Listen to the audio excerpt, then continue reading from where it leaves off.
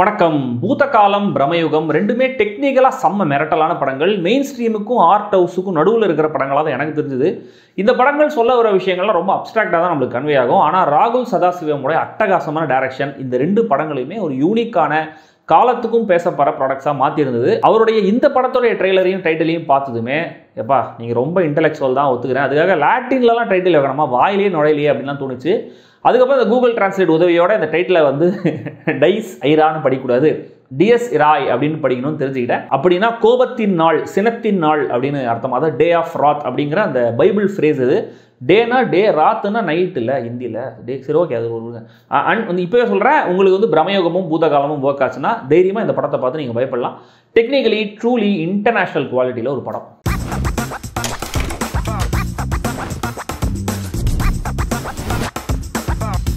இந்த படத்துடைய கதையில் பிரணவ் மோகன்லால் ஒரு ஆர்கிடெக்ட், மிகப்பெரிய பணக்கார பிஸ்னஸ்மேன் ஃபேமிலியோட வாரிசு. ஸோ எந்த சீரியஸ்னஸும் இல்லாமல் ஜாலியாக பொண்ணுங்க பார்ட்டி அப்படின்னு லைஃப்பில் எந்த பிடிப்பும் இல்லாமல் சுற்றிட்டு இருக்காரு.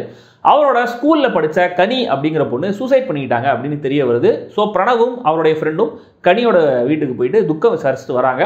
அங்கேருந்து திரும்பி வந்ததுமே பிரணவை சுற்றி அவருடைய வீட்டில் பேரநார்மல் ஆக்டிவிட்டீஸாக நடக்க ஆரம்பிக்குது. ஒரு கடத்தில் அவருக்கு உடம்புல காயம் ஏற்படுற அளவுக்கு அந்த அமானுஷ்யம்ன்றது அதிகமாகுது. இது ஏன் இப்படி நடக்கணும்? இறந்து போன பொண்ணுக்கும் பிரணவுக்கும் ஏதாவது வாய்க்கா தகராறு இருந்துச்சா? அதனால தான் ஏதாவது நடக்குதா? இந்த பிரச்சனையிலிருந்து அவரால் வெளியே வர முடிஞ்சுதா இல்லையா? இதெல்லாம் தான் இந்த படம். பேய்களை பற்றி டிஸ்கஸ் பண்ணாமல் நான் வேறு இருந்திருப்போமா? ஸ்கூலில், காலேஜில், ஃப்ரெண்ட்ஸ் கிட்ட, என் ஃபேமிலிக்குள்ளேயே நான் பாப்பா கிட்டலாம் சின்ன வயசுலாம் பேசியிருப்போம். அவங்க வந்து அவங்க ஊர் கதைகள்லாம் சொல்லி பயமுறுத்தியிருப்பாங்க இல்லையா? இந்த கொலுசு சத்தம் கேட்டுச்சு, ஜன்னல்லாம் ஆடிச்சு, நிழல் போன மாதிரி இருந்துச்சு, யாரோ என்னை பிடிச்சி இழுத்தா மாதிரி இருந்துச்சு, இந்த மாதிரி. ஸோ இந்த மாதிரி நம்ம சைக்கிளில் ரெஜிஸ்டர் ஆன சின்ன சின்ன பேரநார்மல் விஷயங்கள்லாம் எடுத்து வச்சுக்கிட்டு மூணு பிரதானமான கேரக்டர்ஸை வச்சு அவங்களுடைய தனிமையை வச்சு ஒரு கதையை சொல்லியிருக்காரு ராகுல் சதாசிவன். அஃப்கோர்ஸ் அவருடைய முந்தைய 2 ஹாரர் படங்களுமே கூட டெக்னிக்கலி பிரில்லியண்டான மினிமலிஸ்டிக் ஹாரர் படங்கள் தான். அண்ட் இந்த 3 படங்களுக்குமே தீமேட்டிக்காக சில சிமிலாரிட்டிஸ் கண்டிப்பாக இருக்குது. அதில் முதல்ல எனக்கு பிரதானமாக தெரிஞ்ச விஷயம் வந்து தனிமை அப்படிங்கிறது. அது ஒவ்வொருத்தருடைய லைஃப்பில் எப்படி இம்பாக்ட் பண்ணுது அப்படின்னு ஒரு கேரக்டர் ஸ்டடியாகவும் இவருடைய படங்களை பார்க்கலாம். இந்த படமும் அப்படிதான். ஒரு பக்கம் எந்த கமிட்மெண்ட்டும் வச்சுக்க விரும்பாமல் ஈஸியாக மூவ் ஆன் ஆகி அடுத்தடுத்த விஷயங்களை தேடி போகிற ஒரு கேரக்டர். ஒரு பக்கம் பிடிச்ச விஷயத்தை விட முடியாமல் அதனால் என்ன ஆனாலும் பரவாயில்லன்னு ஹோல்ட் பண்ணிட்டு இருக்கிற ஒரு கேரக்டர். இது ரெண்டுத்துக்கும் நடுவில் இருக்கிறத காப்பாற்றிக்கிட்டா போதும் அப்படின்னு வாழற ஒரு கேரக்டர்னு இந்த கேரக்டர்ஸை டிசைன் பண்ணியிருக்காரு இயக்குனர் இந்த படத்தில். இங்கே ஹாரர் அப்படிங்கிற எலிமெண்ட்டை உள்ளே கொண்டு வரும்போது இந்த பிளே செம்ம இன்ட்ரெஸ்டிங்காக மாறுது. முதல் முறையாக பிரணவ் பேரநார்மல் பிரசன்ஸை உணர்ற விதம், அவருக்கு அடிப்படுற அந்த சீக்வன்ஸ், தென் அன்எக்ஸ்பெக்டடாக நடக்கிற ஒரு வயலண்டான ஒரு சீன் ஒன்று, அது இன்னும் மைண்டில் ஓட்டிகிட்டே இருக்கு அந்த சீனு.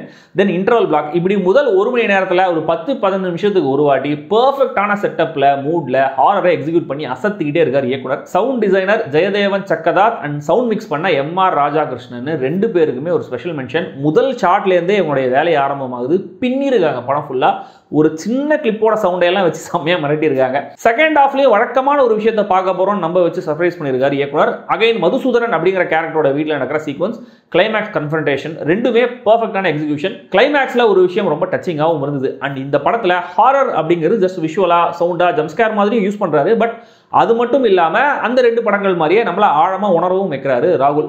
ஸோ ஏதோ ஒன்று நடக்கும் அப்படின்னு ஸ்க்ரீனோட ஒவ்வொரு காரணையும் பார்த்துக்கிட்டே இருக்க வேண்டியதாக இருக்குது. அவர்கிட்ட ஆக்சுவலாக ஒரு மெத்தடிக்கலான அப்ரோச் இருக்கா, அதுதான் நம்மளை டோட்டலாக அரெஸ்ட் பண்ணுது. செகண்ட் ஹாஃபில் ஒரு ரிவீல் வரும். அதுக்கப்புறம் இதுதான் விஷயமா, இதுதான் கதையா, இதுதான் எவ்வளோ பில்டப்பான உங்களுக்கு தோணலாம். இந்த மாதிரி எவ்வளவோ படங்களை பார்த்துட்டோமே அப்படின்லாம் இருக்கலாம்.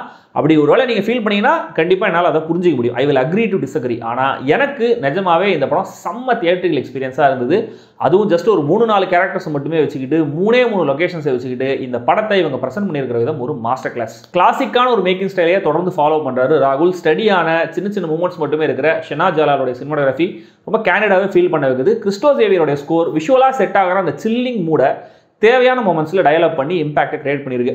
அண்ட் மேக்கப் ஸ்டன்ஸ் ரெண்டுமே எக்ஸ்ட்ராடினரியான ஒர்க். விஎஃப்எக்ஸா இல்லை ஜஸ்ட் கேமரா ஸ்பெஷல் எஃபெக்ட்ஸான்னு தெரியாத வகையில் அவ்வளோ துல்லியமான ஒரு எக்ஸிகியூஷன் செம்மையாக இருந்துச்சு. தனிமையிலேயே இருக்கிறவங்க அவ்வளோ சீக்கிரம் பயப்பட மாட்டாங்க. பயப்படுற சூழல் வந்தாலுமே கூட பயந்துட்டு அதை ஓவர் கம் பண்ண அவங்களோட மைண்ட் வந்து ரெடி ஆகிடும். இப்படி ஒரு கேரக்டரை பிரணவ் ரொம்ப நல்லாவே போர்ட்ரே பண்ணியிருந்தாரு.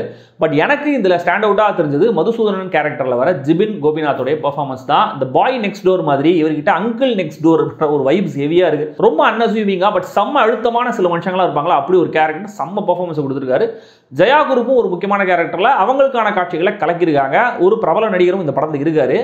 அது படத்தை வந்து நீங்களே செஞ்சுக்கோங்க. மொத்தத்தில் இந்த டிஎஸ் இராய் லாட்டினில் என்ன ஏலியன் மொழியில் கூட இவங்க டைட்டில் வச்சுக்கலாம், அவரோட இன்டெலெக்ட் என்ன அப்படின்னு தாராளமாக பீத்திக்கலாம். அதுக்கெல்லாம் தகுதியான ஒரு படம் தான் இது.